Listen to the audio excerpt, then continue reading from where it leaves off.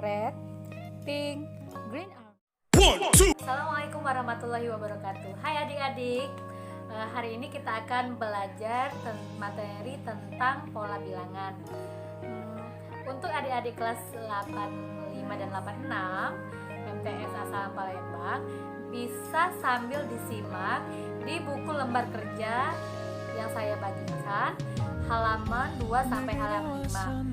Tapi sebelumnya mari kita simak penjelasan dari Kak Devi.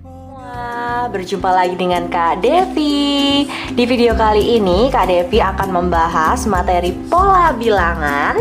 Dan ini adalah materi kelas 8 SMP semester 1. Jadi buat adik-adik semua yang udah kelas 8 harus tonton video ini sampai selesai ya. Apa sih itu pola bilangan Kak Devi? Pola bilangan itu adalah susunan dari beberapa bilangan yang mempunyai pola tertentu. Contohnya seperti ini. Di sini ada beberapa bilangan 2, 4, 6, dan 8. Ini disebut sebagai pola bilangan karena mempunyai pola tertentu. Coba lihat nih, dari 2 ke 4 itu ditambah 2 kan? Dari 4 ke 6 juga ditambah 2. Dari 6 ke 8 juga ditambah 2. Karena polanya itu terus bertambah 2 dan pertambahannya itu sama, maka bilangan-bilangan ini disebut dengan pola bilangan. Seperti itu. Oke, sekarang kita akan mengenal jenis-jenis pola bilangan. Yang pertama adalah pola bilangan ganjil. Kalian pasti udah tahu bilangan ganjil itu dimulai dari 1, kemudian 3, 5, dan seterusnya. Nah, sekarang misalkan kita mau cari bilangan ganjil yang kelima. Jadi kita tinggal lanjutin aja kan yang ini. Tapi kalau yang ditanya bilangan ganjil ke 100, nggak mungkin kan kita mau urutin satu-satu. Jadi tenang aja, ada rumusnya. Kita pakai cari dengan rumus UN 2n-1. Jadi di sini UN itu adalah suku ke N. Suku ke N. Jadi N-nya misalnya kita mau cari bilangan ke 100, berarti N-nya nanti 100 gitu. Jadi mau cari bilangan ke berapanya itu adalah N-nya. Kalau mau cari bilangan ke 100 berarti nanti U100. Jadinya nanti 2 dikali N-nya diganti 100 dikurangi 1. Berarti ini jadinya 200 min 1 sama dengan 199. Jadi bilangan ganjil ke 100 itu adalah 199 gitu. Jadi gampang kan, nggak perlu diurutin satu-satu, tinggal pakai rumus yang ini gitu. Yang kedua adalah pola bilangan genap. Jadi kalian pasti udah tahu juga kan, bilangan genap dimulai dari 2, 4, 6, dan seterusnya. Sama seperti tadi, kalau kita mau cari bilangan genap yang kelima, gampang aja, kita tinggal urutin aja. Tapi kalau kita mau cari bilangan genap ke 100, nggak mungkin juga kan kita urutin satu-satu, pasti bakal lama. Jadi kita pakai rumus UN sama dengan 2N gitu. Di sini sama ya. Di sini UN-nya itu adalah suku ke N, suku ke N. Jadi kalau tadi kita mau cari bilangan genap ke 100 berarti N-nya 100. Tinggal diganti NN-nya jadi 100, UN jadi U100, 2N berarti jadi 2 kali 100 sama dengan 200. Berarti bilangan genap ke 100 adalah 200. Seperti itu.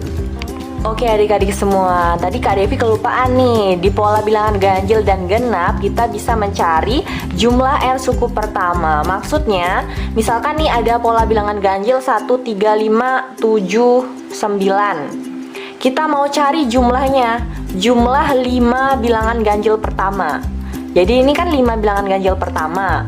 Kalau cuma 5 kan gampang aja, kita tinggal jumlahin 1 tambah 3 tambah 5 tambah 7 tambah 9. Tapi kalau yang ditanya nanti jumlah 100 bilangan ganjil pertama, nggak mungkin kan kita hitung satu-satu. Nah cara mencari itu adalah menggunakan rumus N kuadrat.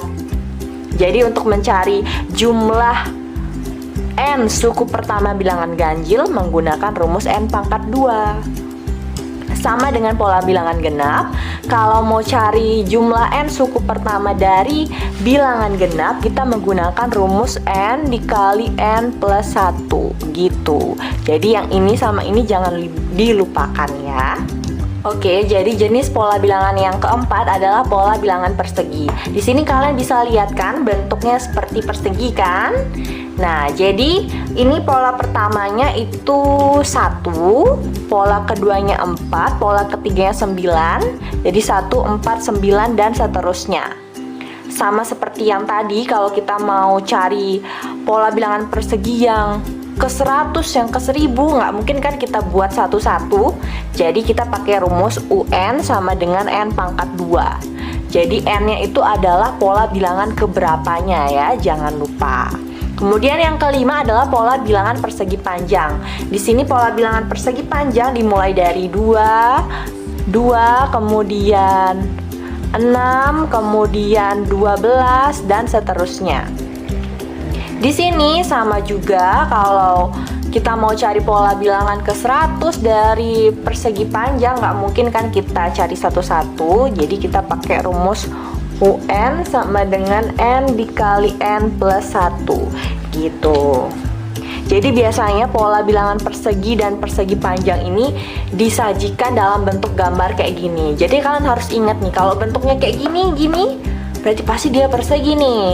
Jadi kalau mencari U100 tinggal pakai rumus N pangkat 2. Kemudian juga kalau bentuknya seperti ini, nanti gambar yang disajikan, kalian harus ingat, oh itu pola persegi panjang. Dan untuk mencari pola bilangan selanjutnya, suku ke N-nya pakai rumus N dikali N plus 1 gitu. Oke, yang selanjutnya adalah pola bilangan segitiga. Di sini kalian bisa lihat ya, bentuknya segitiga pola bilangannya.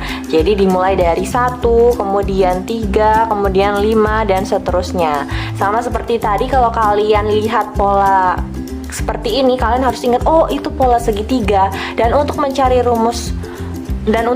suku ke N-nya, kalian menggunakan rumus UN sama dengan N dikali N plus 1 per 2.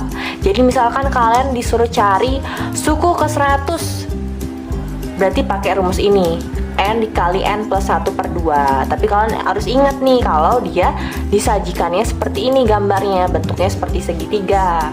Oke, pola bilangan yang ketujuh adalah pola bilangan Fibonacci. Di sini contohnya Kak Devi kasih nih 1, 1, 2, 3, 5. Kok bisa kayak gitu? Apa sih maksudnya Fibonacci? Jadi gini. Jadi ini suku pertama dan suku kedua dijumlahkan, dapatlah suku ketiga ini. Jadi ini ditambah dapat ini. Nanti 1 tambah 2 dapat 3. Jadi dia penjumlahan 2 suku di belakangnya. Itulah Fibonacci. Nanti ini 2 tambah 3 jadinya 5. Lanjut 3 tambah 5 jadinya 8. 5 tambah 8 jadinya 13 dan seterusnya seperti itu. Jadi kalian harus jeli melihat polanya. Kalau dia penjumlahan 2 suku sebelumnya itu merupakan hasil dari suku berikutnya, berarti itu adalah pola bilangan Fibonacci yang tinggal dijumlahkan seperti ini gitu. Oke adik-adik semua, itu dia pembahasan materi pola bilangan kelas 8 SMP semester 1. Semoga bermanfaat buat kalian yang baru masuk kelas 8, yang masih belajar di rumah aja. Semoga membantu, dan pastinya di akhir video ini Kak Devi bakal kasih kalian latihan soal. Jadi jangan lupa dikerjakan ya, dan nantikan part-part selanjutnya dari materi pola bilangan ini. Sampai jumpa. Adik-adik, pembelajaran kita hari ini sampai di sini dulu. Semoga channel ini bermanfaat untuk mempermudah kalian belajar di rumah dalam rangka menghindari COVID-19. Untuk menjaga mata kita dari radiasi sinar handphone, bisa kalian gunakan kacamata Kak Yonano. Terima kasih. Assalamualaikum warahmatullahi wabarakatuh.